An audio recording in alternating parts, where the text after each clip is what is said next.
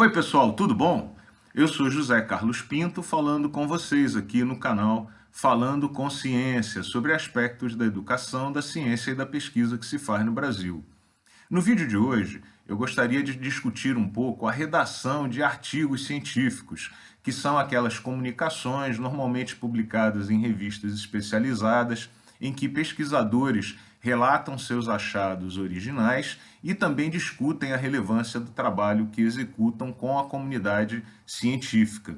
Os artigos ocupam uma posição central no mundo da pesquisa, porque foram transformados em medida de produção acadêmica, sendo utilizados com frequência para medir a produtividade do pesquisador, mas também porque são pré-requisitos para que o pós-graduando obtenha o direito de fazer a defesa da tese na maioria dos cursos de pós-graduação no Brasil.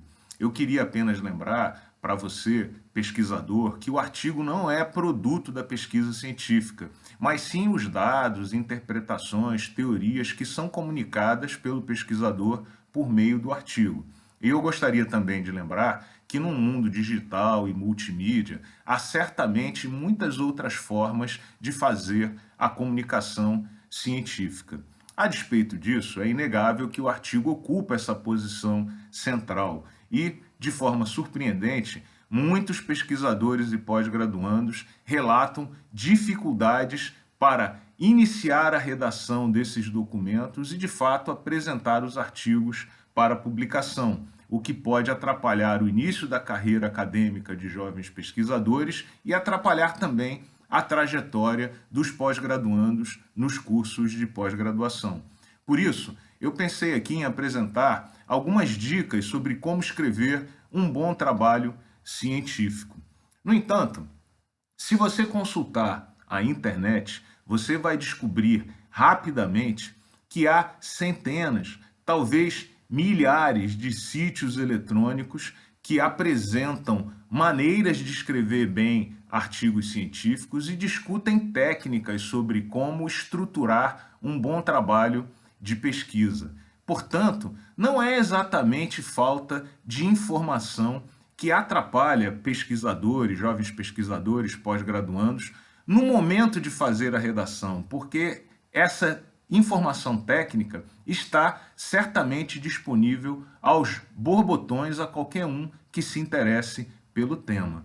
Nesse caso, parece lícito fazer a seguinte pergunta: então, o que é exatamente que atrapalha o pesquisador e principalmente o jovem pós-graduando na hora de começar a redação científica? E aqui eu queria que você prestasse atenção em alguns pontos que eu ressalto a partir de agora, para que você faça uma análise e, eventualmente, conte com a colaboração do seu orientador, dos seus colegas, ou procure ajuda profissional para superar eventuais problemas que venham sendo enfrentados. O primeiro deles, sem nenhuma dúvida, é o medo do julgamento. Esse ponto está bem relatado e bem discutido na literatura técnica. Muitas pessoas, quando se apresentam para uma entrevista de emprego ou têm que fazer uma prova importante, entram numa espécie de pânico que tem muito a ver com o medo do julgamento sobre a qualidade do trabalho que executam e sobre a própria qualidade do profissional que ele é. Não deixe esse medo te atrapalhar. O medo do julgamento do orientador, ou do julgamento dos revisores, ou o medo de que a comunidade não considere que seu trabalho tem valor, deve ser superado com discussão e, eventualmente, inclusive, com suporte profissional de psicólogos e pessoas bem treinadas para ajudá-lo a superar essa dificuldade. Não se deixe paralisar por esse receio, nem procrastine, simplesmente empurre com a barriga essa atividade que você tem que executar para não ter que enfrentar essa dificuldade de ordem psicológica. Inclusive, os programas de pós-graduação deveriam se organizar para dar suporte continuado aos pós-graduandos e pesquisadores nessa área. Se você perceber que seu problema é o medo do julgamento, procure imediatamente seus colegas e seu orientador para discutir o tema e para que você possa superar rapidamente essa barreira. Um segundo ponto é o medo da língua. O brasileiro, via de regra, não fala bem o inglês. E ele não fala bem o inglês, primeiro porque o país tem dimensões continentais, nós falamos português do Oiapoque ao Chuí, e depois porque muitos cursos, infelizmente, não enfatizam o treino na língua estrangeira e a comunicação com a comunidade internacional é feita majoritariamente em inglês. Aqui eu deixo também uma dica para você: não se deixe aprisionar por esse medo. Certamente você pode estudar inglês, mas há ferramentas que podem lhe ajudar, inclusive de maneira muito rápida. O tradutor do Google está cada dia melhor. Conte com a ajuda dos tradutores. Procure programas especializados, muitos deles oferecidos gratuitamente para a comunidade acadêmica, como o Grammarly. É comum que programas de pós-graduação tenham licenças para usar corretores de gramática e de ortografia em língua inglesa.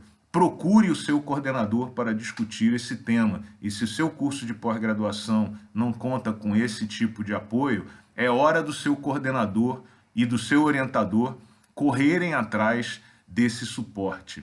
Em terceiro lugar, uma dificuldade é o contar da história. E aqui é muito importante que o pós-graduando, o pesquisador, entenda que o artigo conta uma breve história, com começo, meio e fim. Para contar essa história, você precisa dominar a história. E aqui o pós-graduando tem que fazer a autocrítica e se perguntar se ele domina tudo o que ele está fazendo ou se ele está executando as atividades técnicas de laboratório de forma automática por ordem do orientador. Se isso está acontecendo, isto está errado. Quem tem que contar a história do seu trabalho é você, pesquisador, é você, pós-graduando. Se você não sabe contar a história do seu trabalho, você precisa correndo corrigir esse problema. E uma das maneiras que você pode checar o domínio que você tem sobre a sua própria história é conversar sobre ela com colegas. Eu me lembro que durante o meu período de doutorado, talvez a pessoa que mais entendesse o trabalho que eu fazia era minha esposa, a arquiteta. Eu sou engenheiro químico. E isso porque eu apresentava para ela todo o tempo o trabalho que eu estava executando. Se ela entendesse o que eu estava fazendo, isso para mim era uma boa medida que eu estava sendo capaz de comunicar o trabalho que eu executo, já que ela trabalha numa área completamente diferente da minha. Faça esse exercício com as pessoas com as quais você convive. Em quarto lugar, e não menos importante, a gente tem que considerar o pessimismo exagerado, aquele sentimento de vira-lata que muitos brasileiros ainda cultivam, que é: o meu trabalho é o pior do mundo, eu não consigo fazer nada, eu podia fazer melhor, ninguém vai gostar do que eu estou fazendo, o meu trabalho é horroroso. E eu convivo diariamente com muitos pesquisadores que nutrem esse sentimento. Tente superar isso. Olhe o seu trabalho com uma perspectiva otimista. Se você tem dificuldades ou tem carências no laboratório, procure colaboração. Tente fazer o que há de melhor com os recursos que você tem. Eu converso com estudantes de pós-graduação e com pesquisadores que Newton e Einstein não tinham nem de perto a infraestrutura que a maior parte de nós hoje encontra nos laboratórios e fizeram o que fizeram na história da ciência. O principal instrumento do seu trabalho está dentro da sua cabeça. Pare de reclamar sobre a infraestrutura, pare de reclamar e de procurar defeitos no seu trabalho e procure valorizar o que você está fazendo e tirar da melhor forma possível os bons resultados dos recursos que você tem. Enfim, baseado em tudo que a gente vê nos relatos de pesquisadores, estudantes e no que está disponível na internet, as dificuldades ou aquele branco que aparece na hora de redigir um artigo científico está mais conectado aos nossos sentimentos e às dificuldades diárias com que enfrentamos e encaramos as nossas atividades do que exatamente dependendo de técnicas e de estruturas apresentadas por terceiros que explicando como construir o artigo científico. Trabalhe esses seus pontos interiores e não se deixe aprisionar nesses dilemas. Conte com seu orientador. Se ele não estiver disponível, procure o coordenador do curso. Se ele não estiver disponível, procure o diretor da unidade. Converse esse tema com seus colegas. Conte com apoio e suporte profissional se necessário. O que a experiência mostra é que a dificuldade para relatar os trabalhos está mais ligada aos nossos sentimentos, em particular os maus sentimentos que precisamos superar, do que exatamente com a sua capacitação técnica. Pense nisso. Um grande abraço e até o próximo vídeo.